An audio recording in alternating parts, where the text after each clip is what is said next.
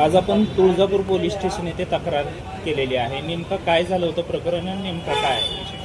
आज आम्ही वार शनिवार 14 तारीख आज मी हॉटेल पण ठुलतं आज शनिवारी, कारण की आपलं जे इमानग्रस्त झालं त्याच्या ते 270 जे लोक मेलेले आहेत. एक आपल्याला रात्री कळाल्यामुळं मी आज हॉटेल बंद ठेवलं त्या कारणामुळं.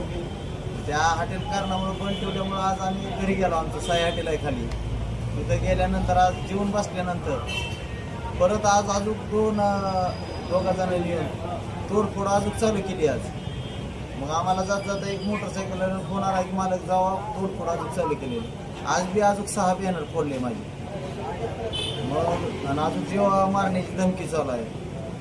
आमच्यापाशीच का की हॉटेल भाग्यश्रीवाला का दिसायला लागला, कष्ट करून पुढं चालल्यामुळं या कशामुळं ते आम्हाला काय कळा नाही. आमची एक मागणी घ्यायची कठोर कारवाई करून केस तरी केलेले घेतलेले आणि आपण फोन लावलेला पोलीस गाडी आलेली. पोलिसाचं भरपूर सहकार्य झालेलं आहे, त्यात काही नाही. आपलं फोन लावल्या गाडी आलेले 10 आरोपी आणलेले, आरोपी घेऊन आलेले, त्याचं काही नाही. साथ दिलेली आहे पोलिसांनी आपल्याला.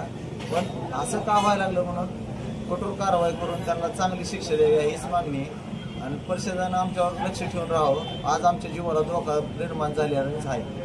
अंदाजे नुकसान किती रुपयाचं झालेलं आहे? आज 20,000 रुपयाचं नुकसान झालेलं आहे. दुसरी घटना अशी? हा, दुसरी घटना आठवड्यात. आपल्याच हॉटेलला टार्गेट का केलं जात आहे? तीच म्हणतोय मी, हॉटेल भाग्यश्रीला टार्गेट का केलं जातं तीच कळा नाही मला. आम्ही नवरा त्या कष्ट करून आज खायला लागलो. चोऱ्या करून तर खात नाव आज आम्ही. आज कष्ट करून खातो आम्ही भरपूर. आज सकाळी 6 वाजता उठताव, 10 वाजता हॉटेल बंद केलं तरी आम्हाला सगळं ब्रेकग्राऊंड गोळा करून घरी जायला 1 वाजते. तेव्हा जेवतो आम्ही एक टाईम. तरी इतके कष्ट करून सगळे सोडून आमच्यावरच फक्त 7-4 काम म्हणून आम्ही परिषदेला लय जर म्हणलेला की गेल्या बऱ्याला म्हणलं होतं आमचाही म्हणला होतं. त्याच्यावर कठोर कारवाई करून जरा परिषदेनं आमच्यावर लक्ष द्यावं हीच आमची मागणी. आरोपी कोण आहे, ते काय आहेत याबाबत काय माहिती? आरोपी आज पकडून दिले, रेड हँड पकडलेत. कॅमेऱ्यात दिसले तिथंच होते आरोपी, तिथं शिंडत होते. कुठले आहेत, काय आरोपी काय माहिती? एक तुळजापूरचा आहे म्हणता, एक बाहेरचं कोणचं आहे ते माहिती.